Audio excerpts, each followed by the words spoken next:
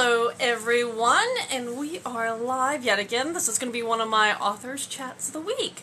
And as I kind of wait around for my co-host and just always like to give it a moment to allow people to get notified and log in. But yeah, for those starting to join in, how's your week going? We are midway through. For those who work Monday through Friday, like myself, predominantly. I work on weekends too. It really just depends on what I need. That's what happens when you run your own business. But yeah, so this week has been like a very busy one for me. I actually had a release day yesterday for my latest novella for my Viking Dark Fantasy series, The Guardian Speaker. So that's been exciting for me, and now it's just the fun part of promoting that. Onward and onward. Sorry, just keeping an eye out for my co-host to see when she logs on. I know I checked in with her about an hour ago just to make sure we were still squared away. We shall see. Anywho, release week. So, for me, that just means a lot of marketing, a lot of promotion.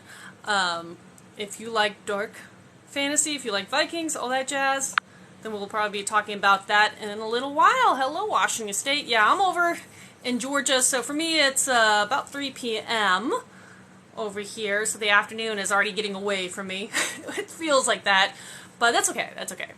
I was actually working predominantly throughout this morning on the 13th novella of the same series. I'm always writing well in advance of where I'm publishing, and it's getting exciting because I kind of have them in like sets of 4, and so after I release 4 of the novellas, I kind of bundle them and printed omnibus versions because their ebooks come first, and then I get them in sets of 4 for print, which is nice because they look nicer on the shelf when they actually have a bit of a spine. But I have the first 2 sets of those, so 8 of them out in all formats right now. And but yeah, right now working on the last set of 4, if that makes sense. That is my goal. Before the end of the year, I'm going to try to write, we shall see how this goes. My goal is to write a novella a month, and for me, I have to keep track on that, but I will reach my writing goal for the year. So that's good, which means next year, I'll be able to, sorry, I'm just peeking to see if I see her. There she is. Okay, I'm inviting my co-host, and I'll answer your question about cover art in just introduce the co-host, and then we'll get back to you. Hello. Hi. How are you? Good. How are you doing? Good. I'll do my normal intro for you, and it's pretty casual. I just turn it over to you, and you can introduce yourself and what you write. But before I get into that, I actually had someone ask, and so I'm going to jump to this question first. So it'll be a little different. Someone asked, where do people get their cover art done for their books? So do you have a good answer for your books? And then I'll answer for me, and then we'll get back to who you are. Yeah, for sure. So I actually kind of end up choosing a different artist for each project. I find that I have 4 series now, and I've kind of found that each project has needed a little bit of its own feel. I write in epic and urban fantasy, and so those obviously have different feels to them, and they've required different artists. Also, as well, when I first started out indie publishing, I needed artists that were on the lower range of my price, budget. And now that I'm doing a little better, I can go for the higher range artists. So I have some series that are wrapping up that I'm still paying my lower range artists for, because I love them and they did so great on the first few books. So I have found artists that are incredible on Fiverr. That was especially when I was first starting out. And then I have used my most recent book was by JV Arts Cover Design. They were wonderful. Their art is beautiful, and they were just the perfect price range for me. I've also used, I'm not going to remember it now. I've used Get Cover. Put you on the spot right away. Yeah, right. I'm like, I should have looked this up beforehand if I'd known the question, because I can't always remember what they were all Oh, called. it's Because I fine. use so many like different ones. Like at this point, I think I'm up to 5 different artists that I'll work with for different projects. So, but they're out there. Fiverr's definitely been a good one. The one I really love on Fiverr, they're called German Creative, is their handle, and they have stayed the same price is for the past like 3 years, which is Fantastic. incredible. That's rare, yeah. They have really good like that low price range. I find that it costs me about $50 to $100 to get a full spread from them, and it's a good cover. It really works well. It's not a cheapo cover, and I've gone back to them again and again and again because they're so easy to work with, which is a huge thing for me. I have found that if someone is difficult to work with, I don't care how good their art is, I cannot do it. So, yeah, highly recommend trying out Fiverr if you're in that lower budget range. But then I've also found cover designers through like Facebook. There's a lot of Facebook groups Actually, good point. out there.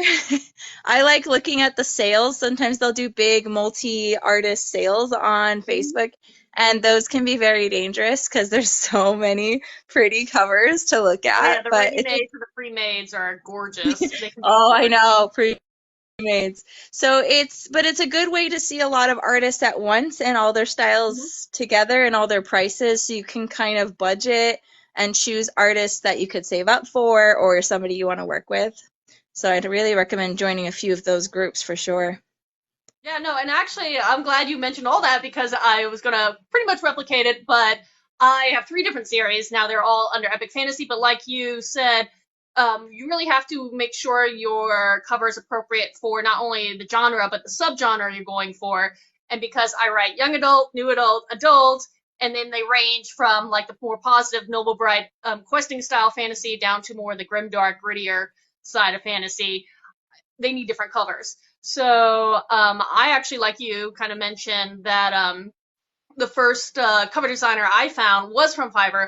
Fiverr is a platform where you may find a couple bad apples before you find someone. There are good and some very great cover designers on it, but just be careful with that platform because I think that one puts people off because they bump into one that's not quality or someone who takes your money and just gives you just like the most base level thing. But I also found and have used one of my cover designers for my debut series, which is a War Shifter series for new adults, as well as my Viking series for adults for a number of years. But kind of like you, just depending on the genre and what you're looking for, you may need different cover designers. And so finding through actually one of those Facebook groups where it kind of different cover designers either display their ready-mades, which are kind of like they're good examples that people could buy that are already pretty much pre-done, but it also gives you a taste of what they can do. I actually found a cover designer for my young adult series, and she's a designer who actually has worked with some of the big publishing companies. She's created a Six of Crows cover for some of the non-US covers, and so she's very, very fantastic. But yeah, that's there are lots of places around. I've heard Reedsy is another platform, and you Yeah. just feel free to ask any author on this platform. I was gonna say, so far I've only met nice authors on here, so we're usually pretty open about. Yeah, and I've never run into an author who's refused to tell me who their cover designer is. Like that's not typically a thing. So, Yeah. feel free to ask and you should get references. I just remembered another one I did for my Shadows of Camelot series, and I wanted to give her a shout out because she's here on TikTok.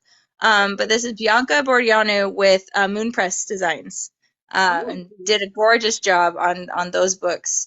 After I got my rights back from my original publisher, so I loved working with them. That was fantastic. That's fantastic. That really is, and that's one of again, like you said, it's always nice to know, network and know, and again, give shout outs for me. Like I started dabbling in audiobooks, and so one of my narrators is on here, and anytime I can, I kind of plug her in. I'm like, hey, she's here, she's great. But before we get into any of the below questions, let me actually do the intro and say, for those who know me, I'm Katharine Wibell. Again, I'm a writer of epic fantasy, and today I'm going to turn it over right now to my co-host of the week, and I'll let you kind of, again, you've kind of mentioned a little bit of what you write, but let's talk about your books, what you write, how long you've been writing, whatever you like to say for your author pitch. Yeah, sure. So I am author Bree Moore. I write fantasy with feeling. I love all genres of fantasy. I think it's super fun to add a little bit of romance in, but it's not the main plot of my books. So all of them will have a little bit of romance. And it's all pretty clean, closed door. So if that's your jam, then that's where I'm at. I like all the tension and goodness, but I don't like looking in on it while they're doing it. So we get some romance, but just the right amount. I do write urban and epic fantasy. I started out with publishing about 6 years ago, after I submitted a manuscript to a very small publisher called Phase Publishing, and they're still active today. They were wonderful to hold my hand, I think, through that first bit there. And then I was like, you know what? I can do this myself, and I think I can do a better job of it. So I have launched off on my own, and I have 4 series out and several standalone anthologies and short stories and things. So I have 6 kids. I homeschool. I'm I'm busy. You have like many jobs, is what I hear. So many jobs, but it fits. I have ADHD. I didn't find out until I was 30. And then it made sense. My whole life made sense after I found out. So I'm pretty much not happy unless I'm busy doing something, and I have set up my life just perfectly for that. So. Yeah, that's fantastic. And I absolutely love it. And we'll get into asking you, I think my next question for you for sure will be, what are the names of your series and a little bit about them. But we did get a question a moment ago asking how, that's a very general question though, asking how do you launch books? Oh my goodness. That's a good question. I feel like you don't have to go into depth. But yeah, there's so much to do that. Like, if you asked a more specific question, I feel like that could probably help, because to launch a book, it might be good to get like an author buddy, like someone on here that's willing to be like, let's talk behind the scenes and go over some of the basic steps to kind of, what you need to probably think about as you approach your end game. But authors also launch very differently, and there's not necessarily a right way to do it or a wrong way to do it. Some do better than others. Like, I'm very bad at launches. Now I do long-term sales. That's the difference. So I don't know. How do you do launches, and do you feel like you do launches well? It's changed for like almost every book, I feel like, in a way, and I would agree with you that before this year, I would have agreed with you that I am terrible at them, and honestly, I still feel I could improve. Editing, formatting, publishing kind of feel like, like I want to do it, so I do it, but for some reason my brain does not get excited about publication day. I just get overwhelmed about publication day. So then I almost just stop doing anything for it. So that's bad. Don't do that. But I also find that my books sell way better in person. So I will go to events like farmers markets, craft fairs, and I haven't really tried to do the bigger cons yet, mostly because I've been having lots of babies and I have little kids at home, and they're usually these big long 3-day things. But I'm trying to get into some bigger events because my books sell really well at these little local events. And they just don't seem to sell super great online. And I've taken courses and done a lot of things to try to improve that. I'm always trying to improve that. But I felt a huge shift this year. Back in April, I ran my first Kickstarter for a not yet published book. I did my first one this year too. Oh, yay! That's great. I mean, I feel like it's definitely the kind of launch that's for a specific type of author. It takes a lot of energy over a slightly longer period of time. Usually a launch is like 1, maybe 2 weeks. My Kickstarter was 3 weeks, and then it was all the prep before and then like things after, obviously. So this was for book 1 in my Plague King Chronicles, called The Quill and the Vial. And I got the idea in like February to do a Kickstarter, and I was like, I'm going to do it in April. Like, what the heck? And the book was not even done being written yet. I I, was like, I was planning to finish writing it, but I knew it wouldn't be ready for publication till for a few months after my Kickstarter. But I heard that that was fine. So I was like, you know what, I'll just push my delivery date back. It'll be fine. But my Kickstarter brought in over 21,000 in sales, and it was absolutely like an incredible ride. It was so fun. 90% of the people who backed my Kickstarter came from within Kickstarter. So I managed to tap into some crowd that really wanted what I had. And my followers on social media and things didn't. I got backers from my followers, but when I have like 10,000 followers between my newsletter subscribers and my platforms, and just not very many of them like came from that. So it was eye-opening, and to get like over 400 new readers was huge. So it definitely, and then to fund everything. My editing was funded, my covers were funded, my, all the investment I'd put into the Kickstarter was funded, and then special editions and all the fun things. So that was a total.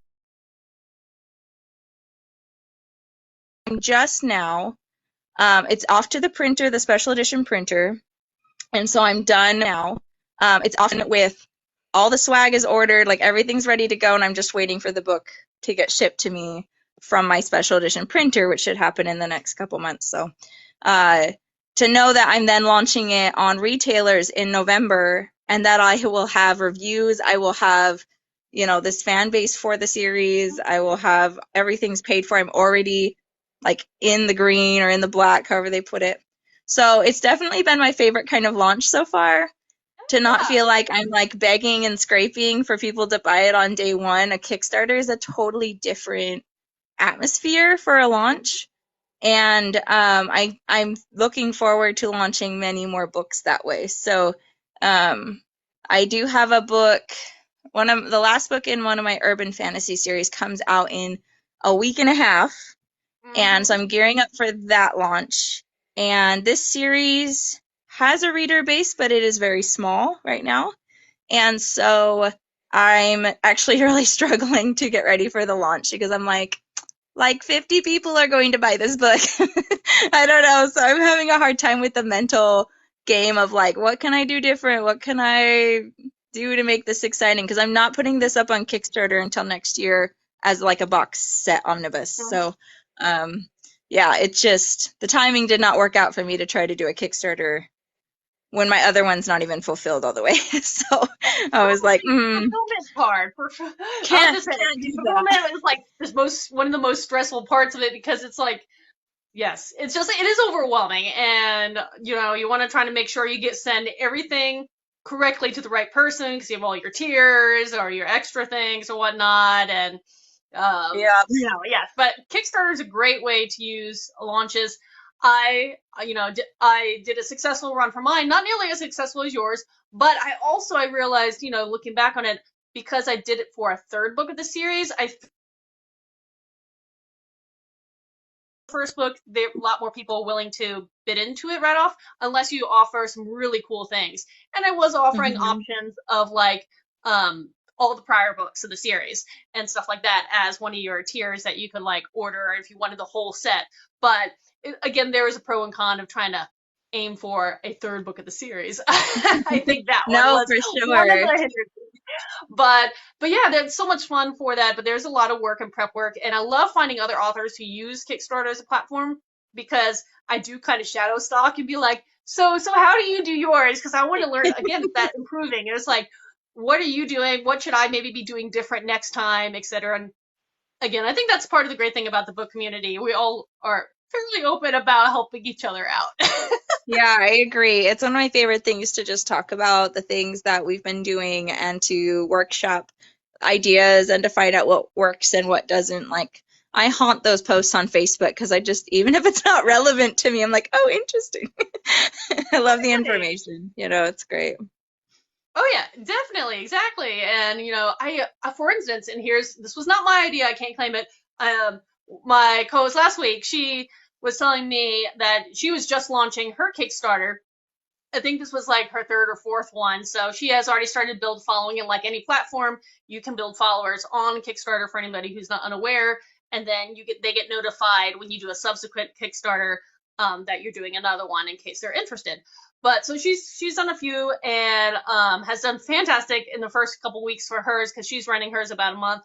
Um, I think it's only been about a week actually. She's done very fantastically. But one of her things she does, which I thought was really neat, is she does flash sales. So she'll do limited edition things she puts on throughout and encourages people to come back in and add stuff to her, what she calls build your own book box idea of it. And I was like, that's really neat. I like that. That is I would so have to figure cool. out how to prep for that.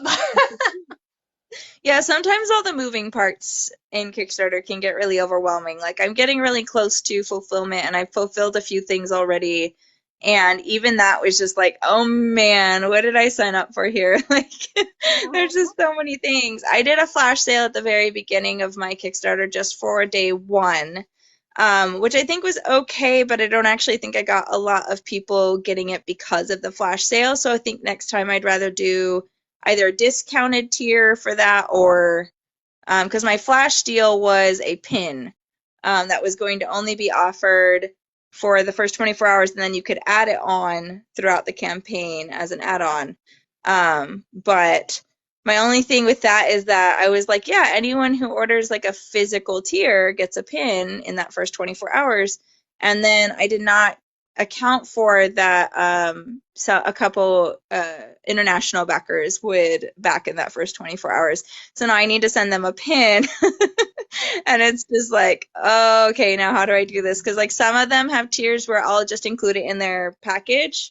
But I also had a couple of unsigned, like drop shipped tiers, and I have a couple international backers that will now have to get a pin shipped to them separate because their book will be drop shipped. So that is not something I thought about, and so now, like looking back, I'm like, I learned that thing. Like, need to make sure I have that all figured out, especially when it comes to international, because that is so Yes. tricky. The other And it's thing is that next time I won't include shipping. I either won't include shipping in the like I had it added on in Kickstarter, and that was great, except Kickstarter takes a fee out of it. And I didn't realize that when I set up my campaign and didn't account for it, which means that like 10% or 7% or something of my shipping funds went to Kickstarter, and so those now cut into my profit. So that was a little like, oh, another like ding there. So next time I'll either charge it afterward with like backer kit or something, which I didn't use this time, and I might live to regret that. We'll see.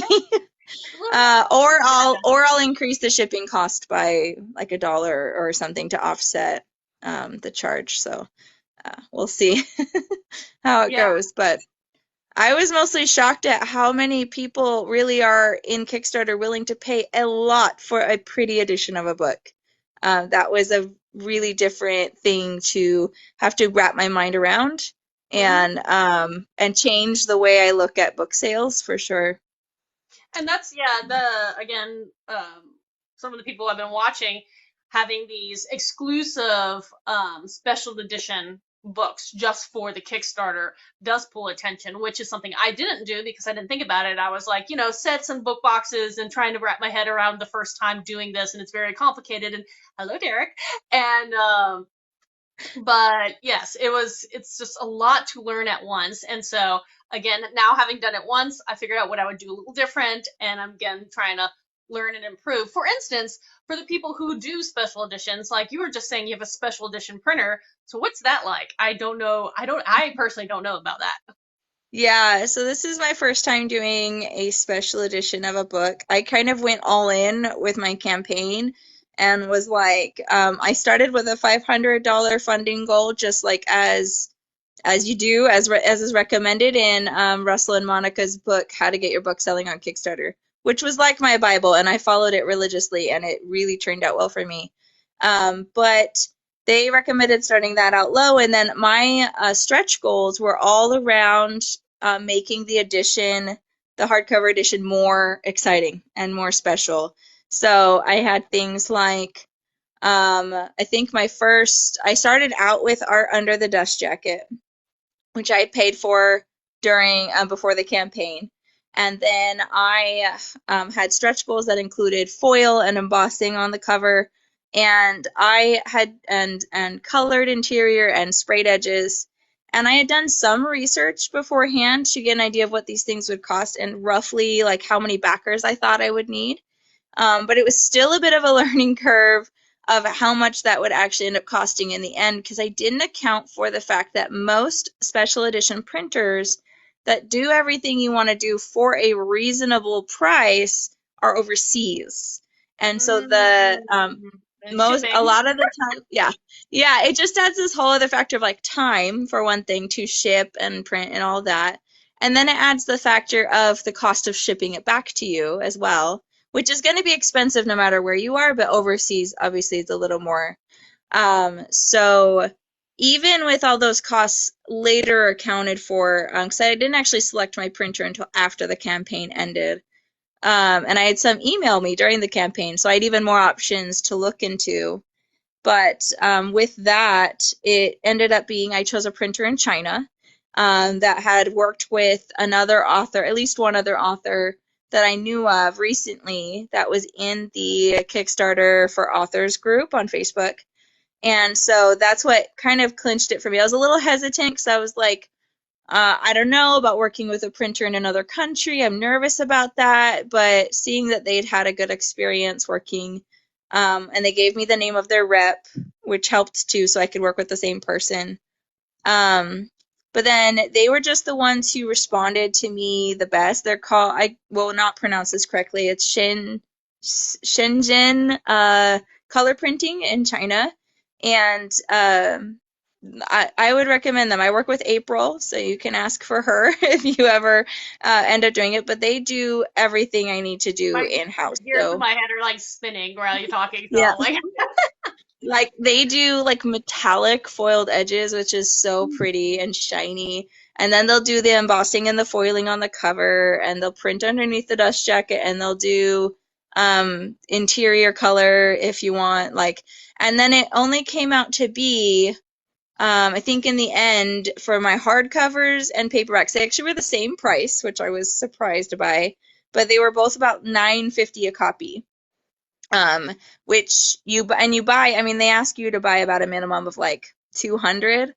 I did end up getting only 100 paperbacks, which makes them cost just like right slightly more because you're not printing as many. If I had printed 400 of each, it only would have cost me like $1,000 more, I think, total on the order, which I was so tempted to do.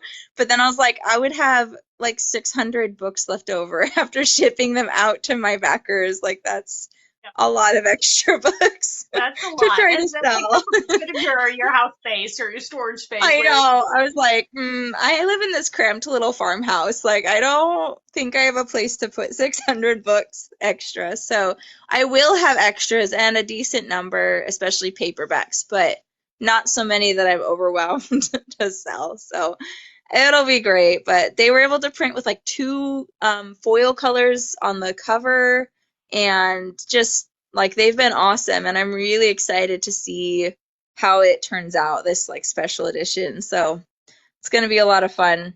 I know that in the US, there's like one called like Author Ninja, I think it is. And they cost 3 times as much. And when you're talking thousands of dollars, that's alarming.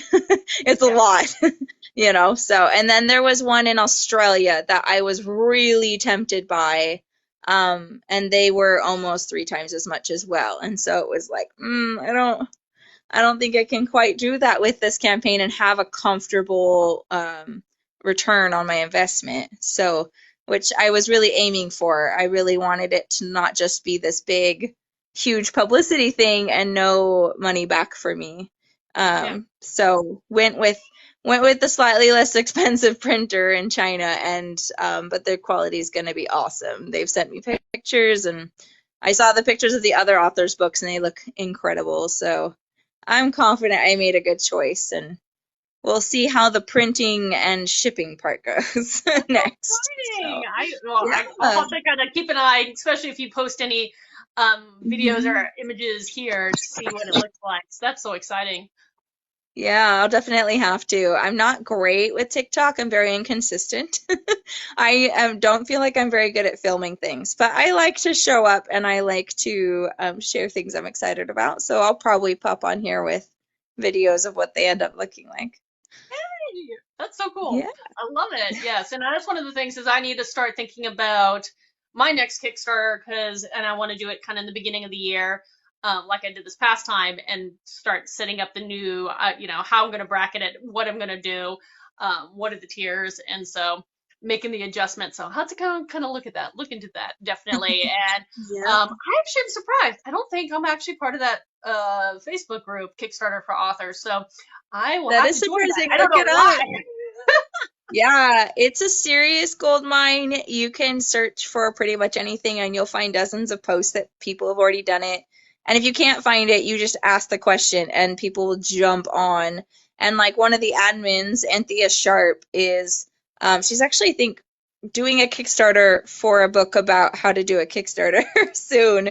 And she's an absolute genius with it and has so much good advice. I remember when I was setting up my Kickstarter, and she actually has a post pinned on there where she can give you a prediction of like if you meet these requirements as like an author of like number-ish of followers, number of published works, number like different things about your campaign, then she can kind of predict what bracket of funding you'll fall into.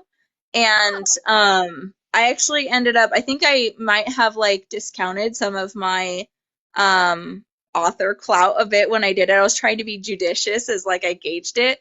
But I predicted that I'd fall into the 5 to 15,000 range based on her little thermometer there. And I obviously beat that out even, but when I went back and looked at it, I realized, oh, like I actually do meet some of these requirements. And then I got lucky, which was a huge part of it too. But yeah, she's just got her thumb right on the pulse of books launching on Kickstarter, and she's brilliant. So Okay, she'll jump in there and give advice so freely. And they'll also let you post a link to your campaign, I think, once before you launch, and you can get advice on what to change and what to fix and things. So ooh, it's been really fantastic. helpful. Yeah, Yeah. love that. Okay, good. I'm so excited because yes, I really do think it's again going back. I know the original question way back when was launches and everything, and again, there are so many ways to launch a book. But I do think Kickstarter is one of those, as you kind of mentioned, almost like a gold mine because it helps, especially indies, fund the whole process because cover design is Hmm. expensive, editing is expensive. If you use a formatter, that can be expensive. Trying to, get some fun bookish merch out there. Maybe you want to get some cover art. That's expensive too, because you have to pay the artist. Yep. So being able to fund some of these things, it's one of those weights off your chest, and it's then allows It you to is. move to profit quicker for subsequent sales. Hmm. Theoretically. In theory, unless you like every shiny idea and you like to try all the things and then you realize your profit is gone, like, which is where I end up a lot of times. I'm And that's like, wait. I think that was also one of my downfalls for mine was because I was trying to maybe get a little ahead of myself where I probably should have been for my first Kickstarter Yes. with some of the offerings and maybe reevaluate. So watch some of these other authors do a less is more thing, but just what they do offer, they make sure it's offered well. Or again, do some of these Mhm. extra things of like the really cool stretch goals or flash sales, all this kind of stuff. But yeah, Yeah. but before we take up the whole hour about that, I do want to ask. Let's talk about your series. You have four. So what are they about independently? So what are your four series? Yeah. So my first series I ever published was a duology, and it got rebranded in 2021 because I took it off of I pulled my rights from my publisher, which actually was a very painless process, and they made it so easy. They were wonderful to work with. Yeah, it was just me telling them, "Hey, I'm gonna republish this on my own. Can I have my rights back?" And they were like, yep, give us 30 days, and then my rights were back. So it is now called the Shadows of Camelot series, and it is a Camelot retelling. And from the perspective of the first book is perspective of a character who is the Lady of Shalott, if you're familiar with that legend in the Arthurian tales. And then the second book focuses heavily on Guinevere and the legend of Tristan and Isolde. So kind of retellings of those things. They are darker fantasy, darker epic fantasy, a little bit gritty in the content. It was really fun to write. I love that series so much. First book is called The Lady's Last Song, and the second book is The Queen's Quiet End. And yeah, I put those in. Those are in hardcover and paperback, it was fun to make. They're my next Kickstarter, actually. I'll be doing a special edition Kickstarter for that series, hopefully in December, maybe, or January. I haven't decided. So it'll be a lot of fun. But that was my first one, this Camelot retelling, epic fantasy. And then my second series was the first series I ever independently published. It's called the Lost Souls series, urban fantasy, and it was actually based on what would you call it? Like my best friend from junior high, and I used to pass a notebook back and forth and basically tell stories through like dialogue, almost like a script. And I asked her permission if I could turn our script into novels. And she said yes, and said she wasn't interested in being part of it, didn't want to write anymore. And so I took the original idea from that story and turned it into a shifter who's on the run from the government and trying to find her tribe, her family in Alaska. So she's a raven shifter. She has wings and extra strength and these incredible musical song powers. So it's a lot of fun and a slightly different take on shifters. But I have kind of the whole list of them in there. I've got snake shifters and vampires and werewolves, and I've got witches. And there's the fourth book in this series is the one coming out in a week and a half, and it's the last one, and I'm so excited for the series finale. So I'm just wrapping up that series, and each book follows the original couple and then another couple. So kind of each one adds more characters, and by the end there's this massive cast of characters, which has been a lot of fun. And there's a couple spin-off novellas for that series as well. So that one's super fun. And I look back at that one and wish I'd known more about writing to market, because I probably would have written it more as paranormal romance than urban fantasy and tried to do it that way. But it's kind of more urban fantasy with romance. So it doesn't quite fit the paranormal romance. But paranormal romance readers will like it. So it's kind of straddling those two genres there. And then the next series that I did was under the mentorship of Rebecca Hamilton, and she was really fun to work with. I chose her as a mentor because she also has 6 kids, and so I knew that, and yet she was like way above me in her career. Like I knew that she understood the struggles I would face writing my books and publishing them. And I got really good advice from her for that. And so that was really neat. She helped me all the way from concept through publishing the first book in my Shadowed Minds series, another urban fantasy. And that one starts off with Thief of Magic and has 2 books released right now. I actually just spent the last week writing book 3 in a week. So I started on Monday with first draft, and I wrote it in a week. It was a challenge that I just wanted to try. So how many words did you write then? Because books can vary dramatically. So yeah, so that book 3 ended up being 69,570 words. Yeah, fantastic. So it was good. My neck hurt so bad after, though. I needed to go to my chiropractor today because it was, ow. So yeah, if it was fun to attempt and cool to see that I could do it. It was totally just a for fun thing. That book won't come out until February next year, so I've got a little while to work on it and polish it. But that series will be a 5 book series. So urban fantasy about a chronically ill thief whose magic is killing her. So she's trying to buy a cure, steal enough to buy a cure, basically. So that one's super fun.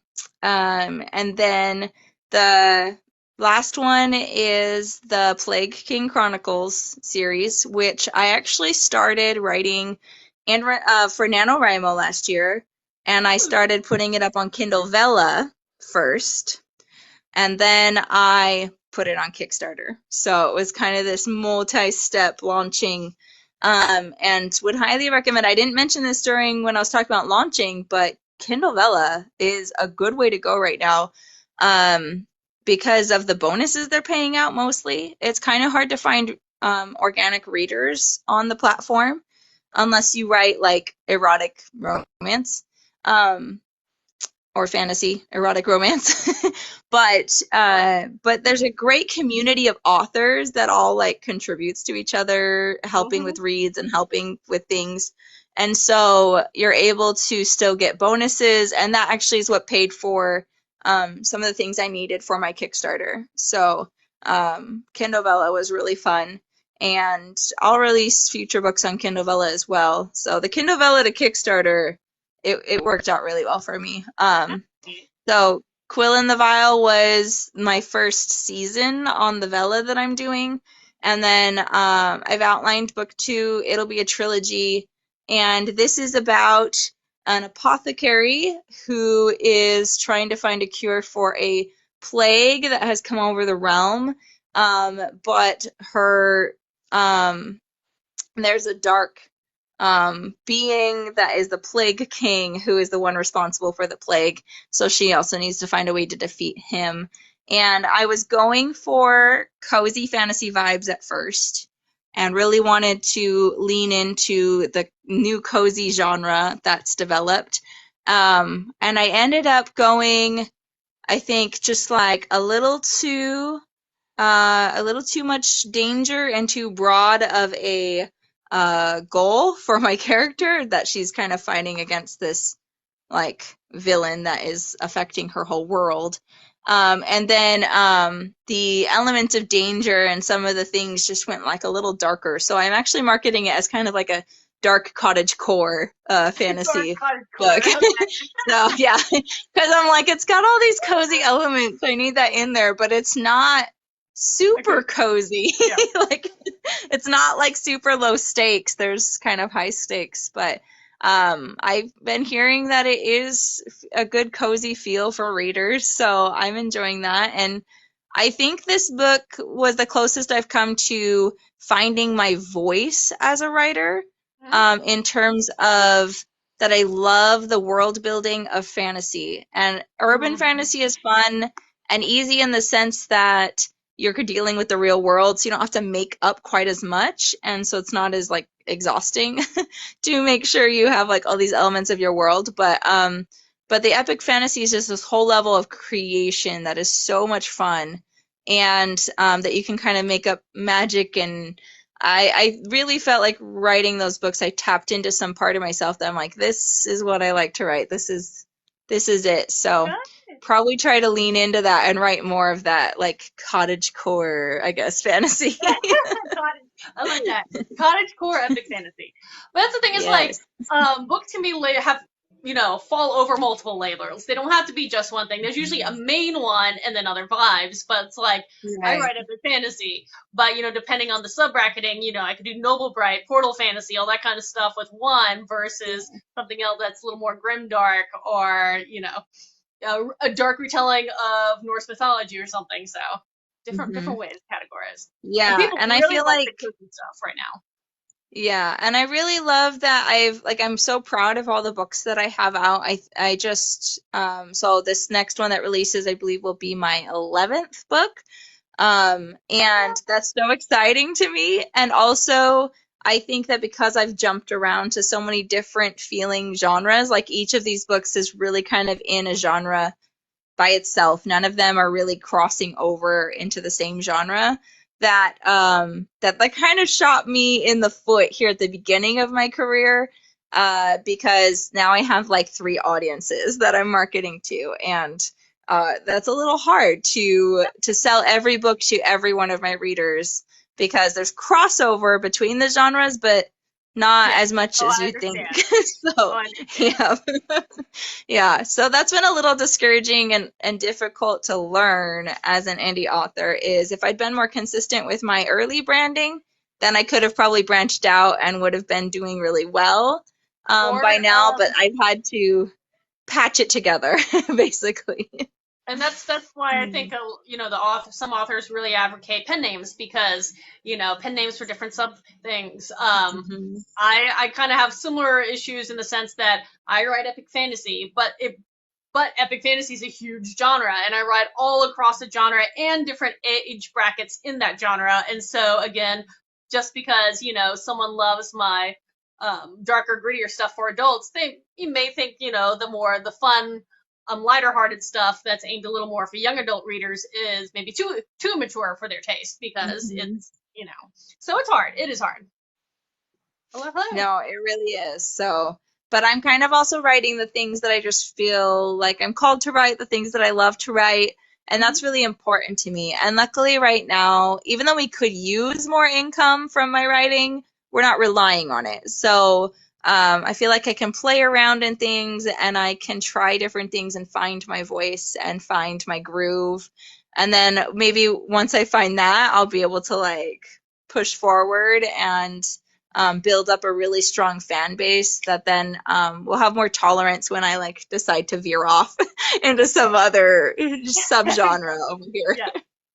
And you never know, maybe a future subgenre or genre that you dabble in will become your next thing and what you become known for. Because I feel like that's happened to a couple authors on here. They started with some genres, and I will have to say, I feel like epic fantasy, though you have huge fans for it, being one of them, it's easier sometimes to sell other genres, just inherently. And so when people do dabble, all of a sudden they pull in a bigger group of readers or make more sales because it's a genre right now. Obviously, spice is always popular. Cozy is really popular right now too, and they seem to do well, at least on this platform. I have a question for you. It was just we just answered that, but I will let her summarize it as much as possible. I had a question for you, Bree, asking about what you are writing. So let's say what you're currently about to release, and just again give a little breath of your series, maybe not as in depth. Yeah, yeah. So the book that I'm about to release is called Rebel Sworn, and it's the last book in my Lost Souls series, which is urban fantasy.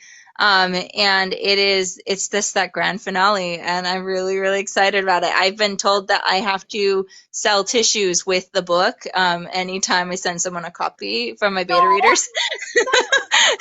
They're like, you literally destroyed us with this, Bree. So that's how that's going.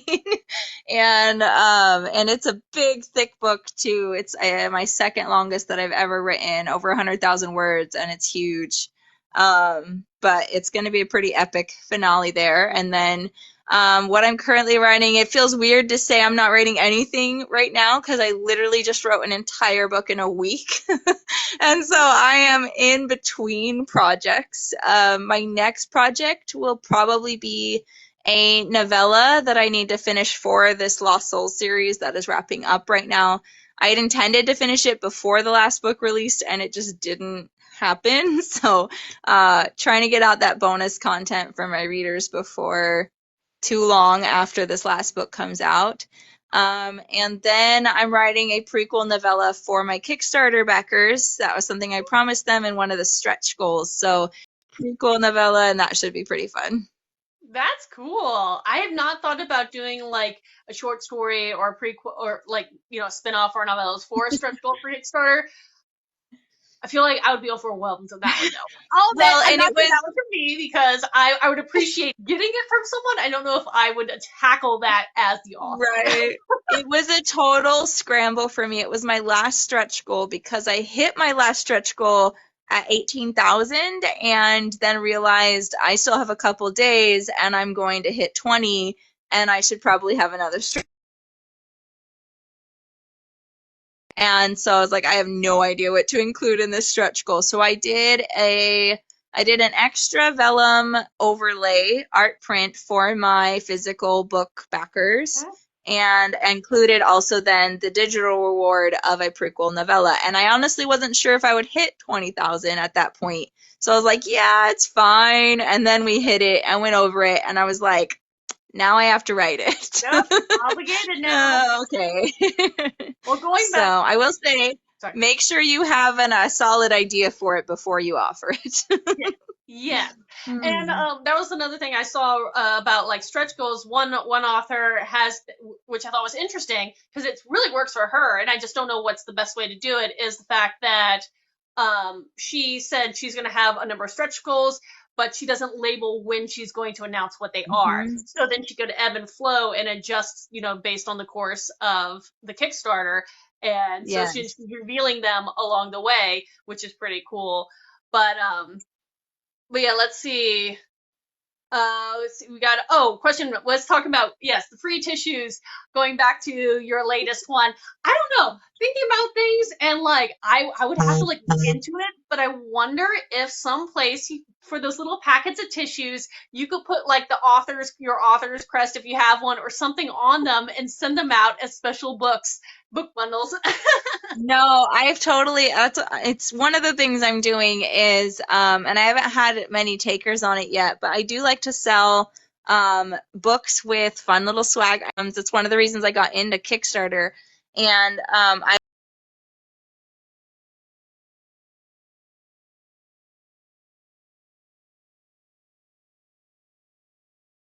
will actually on Kickstarter before this launch, I'm offering like a mini swag pack, book bonus pack. So you can get the book and then you can get these added on items and they'll be all packaged together and a fun little experience to open. But yeah, tissues will be included. Yeah, it's just fun. I don't know, I never thought about that, but that's cool. That's a fun little cute idea.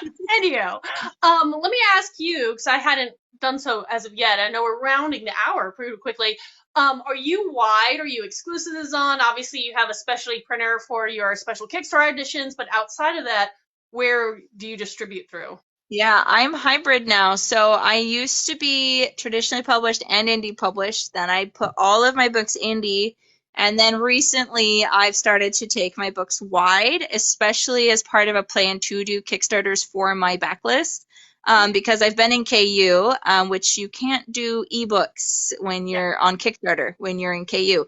And that was a little frustrating. I couldn't offer any of my backlist as ebooks in my add-ons with my last Kickstarter. I did get takers on the paperbacks, which was exciting, but I think I would have had some takers for getting some of my series on ebook if I'd been able to offer that. So once my Kickstarter was over, I actually I took my Camelot duology wide. I'm not finished uploading it everywhere yet, and it is such a process. Like when you're trying to write a book and launch another book and then take a series wide, it is so much to try to keep track of. And I think I just overwhelmed myself. But so slowly here, I am taking my backlist wide as I finish series that are currently in KU. So the one that I just put up on Kickstarter will not go onto KU, at least at first. I will launch it wide and see how it does.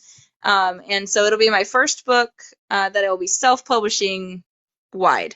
And that will be in November, so that'll be exciting. So I'm kind of some books here, some books there, but all of them are available on Amazon. That's the most consistent place that you can find me right now. Yay! That's awesome. I love it. Yes, and like, because right now I'm exclusive through Zon, but it's one of the things that next year I think I've been saying I want to make the push of at least taking my print books and distributing them on a wider scale. And then I guess my philosophy for the ebooks, because I started with KU as well, is because I would hate to pull them without being finishing the series first. So people who started Yes. reading through KU, and so I'll probably, since I have one complete series, switch that over maybe wide first, see how that goes, and then if it's doing well and I think that's worth it, then I'll probably, as soon as one or the other, because I'm releasing two simultaneously, wrap up, then kind of do the same shift over too. Yeah, which is kind of the stance I've taken too, but with my Shadowed Mind series, which only has 2 books out right now, and I just wrote the third. I do want to do, I think, a Kickstarter for that third. There'll be 2 more books, but I don't want to wait. I kind of want to do a Kickstarter for like each one of those final releases. Mm-hmm. And so my current plan is to take books 1 and 2 out of KU in time for the Kickstarter, and Yeah. then run the Kickstarter and then be able to put them back into KU before the third book launches on retailers, if I can do something like that. Or I will do it all after the book launches on retailers, but I'll just take all the ebooks out and still be able to send them off to readers on Kickstarter. So it's nice that you can kind of pull it in and out and put it like back in. It will, once the series is done, though, I will take them all wide eventually. It'll just kind of depend on, like, if that series took off, like, big time in KU for some reason, I would let it ride that wave for a while before I took it out and put it wide, just because KU readers are a whole different set of readers. So just because they're reading it on KU doesn't mean you have, like, a ton of fans waiting wide. It just means the KU readers decided they really liked it. So you kind of have to, like, I feel like you kind of just have to constantly be looking at the data and pivoting. And I'm very good at pivoting, but I'm not very good at looking at the data. So I'm trying to train my husband right now, actually. He's a data guy. He is a total math guy.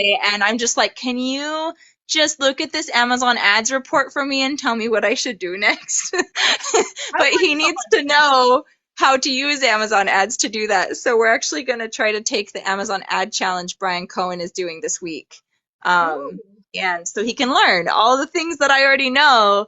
And then he can look at the data and he can be like, well, how about you try this? And then I can be like, yeah, now we're a golden team. So Dude, that's the thing, is like ads is so hard for me. Like every so often I'll get them to work, and once I had one go really, really well, and I just wrote it out, but then I'm very bad at figuring out how to adjust from there. And so right now, this whole year has been a lull, and I cannot get them to work anymore. And so it's kind of, it's almost depressing, but I'm like, I don't know. I have a very hard time with it.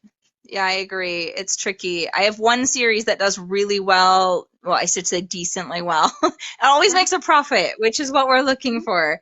Yeah. And that's my Camelot series. And for some reason, those books sell, and I'll sell paperbacks, which is super nice. But then none of my urban fantasy series will sell on there. So I'm just like, I don't know. Sometimes during launch week, if I or during promos, I'll get some profitable ads, but it's tricky. Tricky. Oh, tricky. Yeah. Oh, definitely. Okay, so tricky.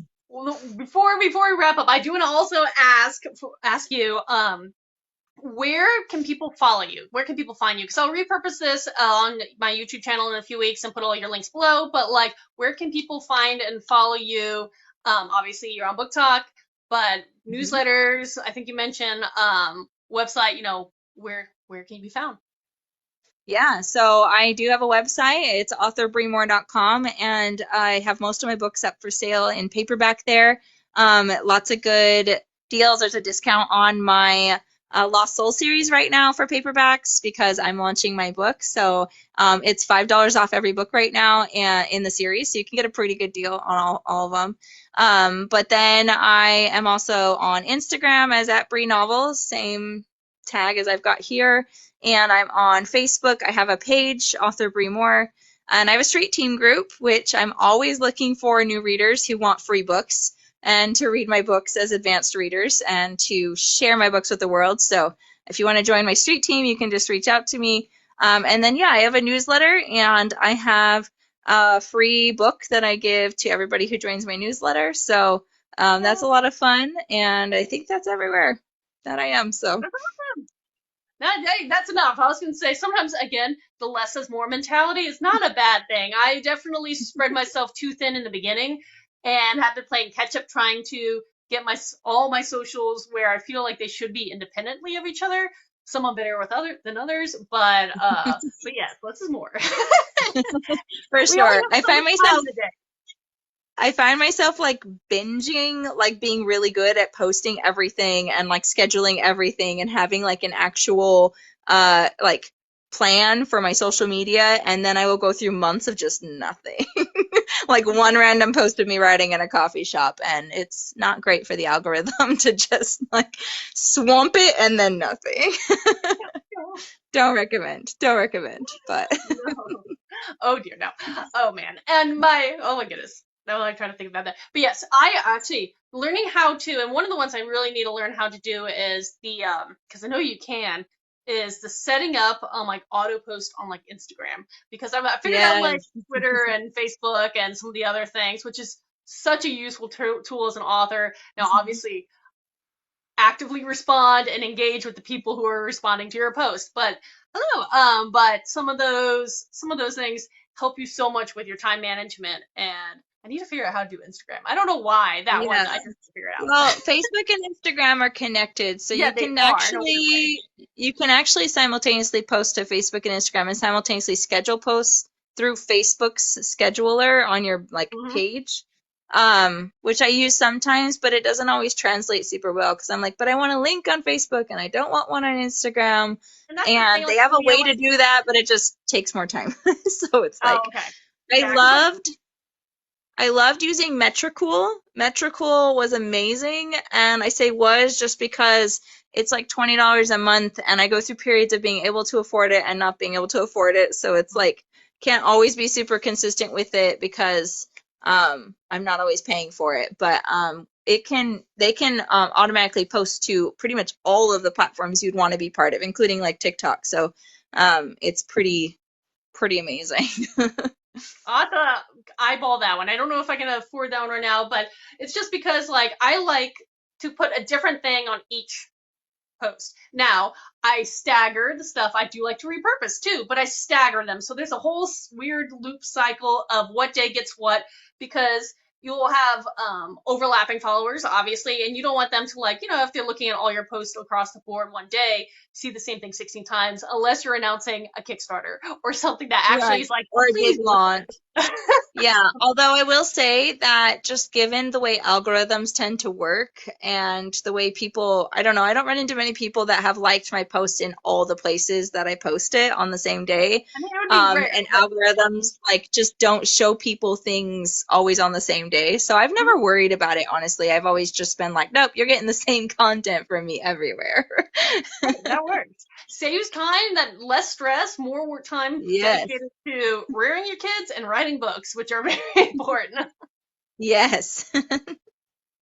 Well, let me ask before we wrap up, because it's the last question I always like to make sure I cover, and that is there any topic that we haven't covered that you wanted to talk about? And is there any questions that you had that, you wanted to ask that we never covered?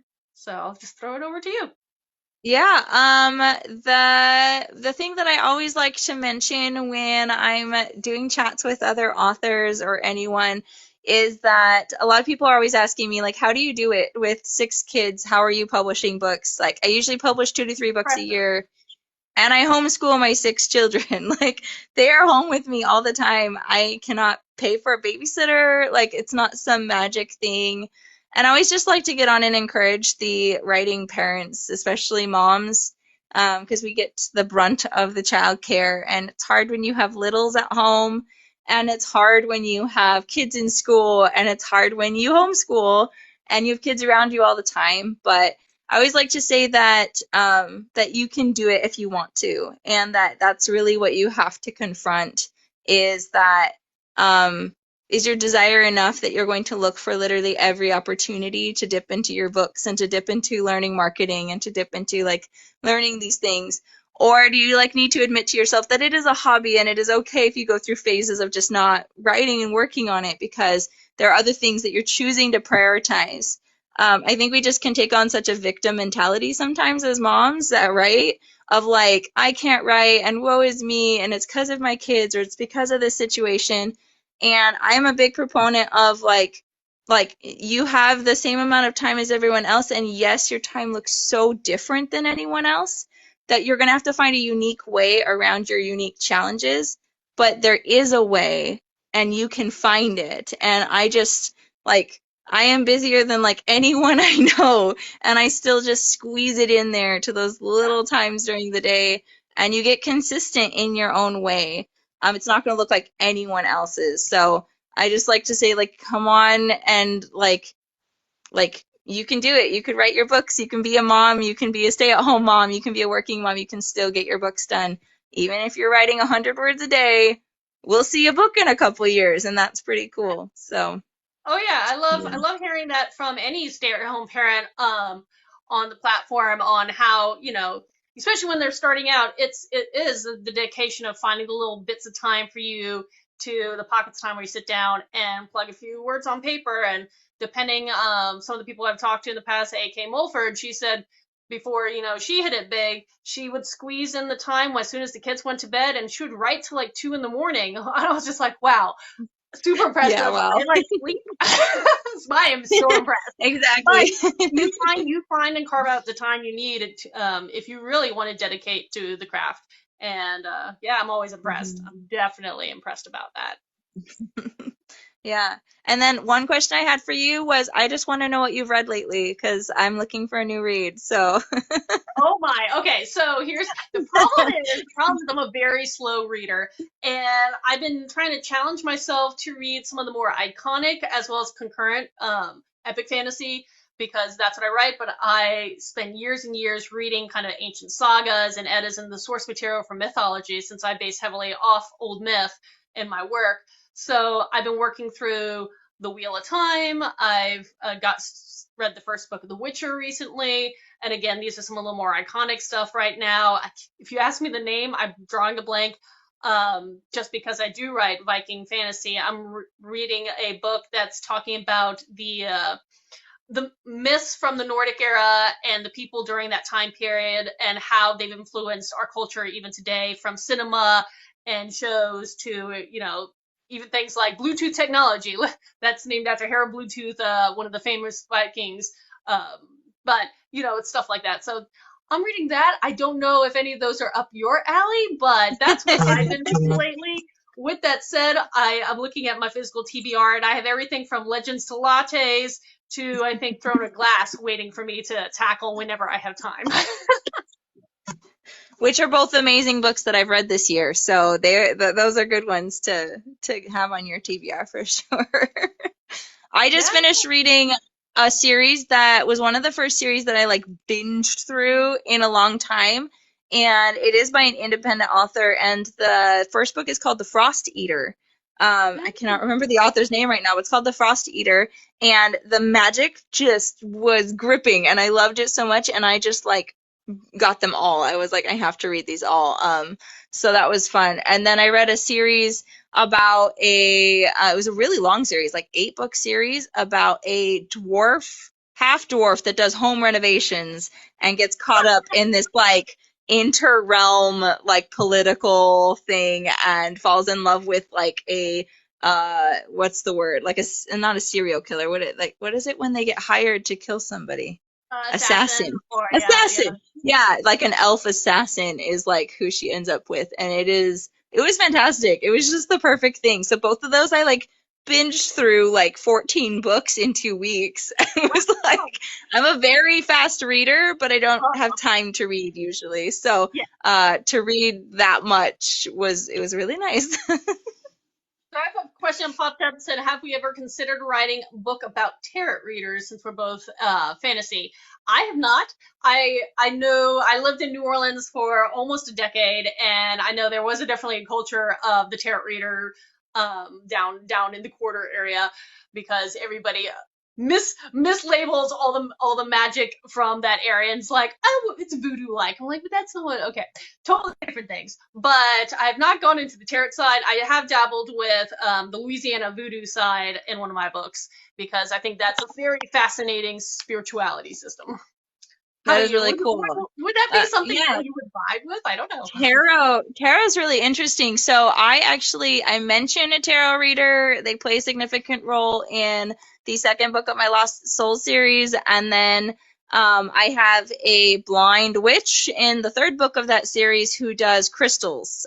So I really love crystals and learning about the different energies of crystals, and so it was kind of fun to have a character who relied on crystals for their magic. But I don't know if I would ever do a book solely on a tarot card reader, like as a main character. I think it's really cool, but I don't know anything much about tarot. I only know like your kind of basic things.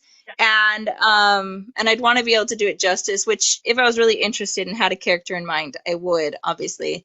I have used tarot to help me get out of a like stuck point when writing a book. So there was an author on here that offered, I will pull a card for your main character to help you like Ooh. decide what happens to them next. And so I was like, and this is during NaNoWriMo, so I was like, yes, please, I Oh, need that's another cool. plot point. And they did it, and it was so fun because it fit so perfectly with what my character was going through and what they would be going through next. And it was just like epic. It just like cinched in, like, yep, this is what I'm doing. And it was really cool. So every once in a while, I will do like a random, I don't own a deck, but I will go to like a website and do like a random tarot card generator for my characters Hysterical. just to like, I don't know all the interpretations and stuff, so I just kind of rely on what I can Google and find out about the cards, but it is super fun and it's kind of something I'd use as a plot tool. So Again, I would not want to jump on the tarot kind of thing because that's obviously not my familiarity. But I like this idea. I like this idea. I'm seeing this. I'm visualizing a fishbowl and all different colored papers. Some are like character archetypes. Others are going to be, twists. Others could be a fun little backstory, just depending on the color. oh And yeah. then you draw them out, and then you string them together for like a Oh my gosh, writing that'd be challenge. such a fun. That'd be a fun like I think it'd be a fun exercise to do, like a mental exercise for building characters. And it would be really fun when you're like world building in those early stages of thinking about a book. I think that'd be really fun. That's cool. I don't know. I think okay, wait now I'm gonna have to like do some research and find a fishbowl. Maybe I'll do like a video of like okay, reading prompt of the week. Not reading, writing prompt of the week, and just There like you read it out go. for Yeah. anybody who wants to. That would be hysterical. Anywho, fun stuff. I love this kind of thing. But as we've rounded the hour, and you had mentioned about chiropractors, and I actually do have to go to mine before too long. Thank you so much for joining me today, this afternoon. It was so much fun to meet you, and I'm sorry I just like threw you straight into questions as soon as you popped on, but it just happened that people were asking questions right then and there. But yeah, thank you for, joining me. And if ever you want to do this again, I do them weekly. Awesome. Yeah, I'd love to do it again. Maybe in a few months we can try it out. It was really fun to meet you, and I love answering questions, so keep them coming Hey, well, anytime. good, because I might be asking you questions behind the scene, especially about the Kickstarter. And like, I forgot what book you mentioned, but you mentioned, I'm going to like pick your brain. Please do, You please are. do. You are. Thank you. Awesome. For everybody who's been chiming in listening, thank you so much. And until next time, hope everybody has a wonderful week.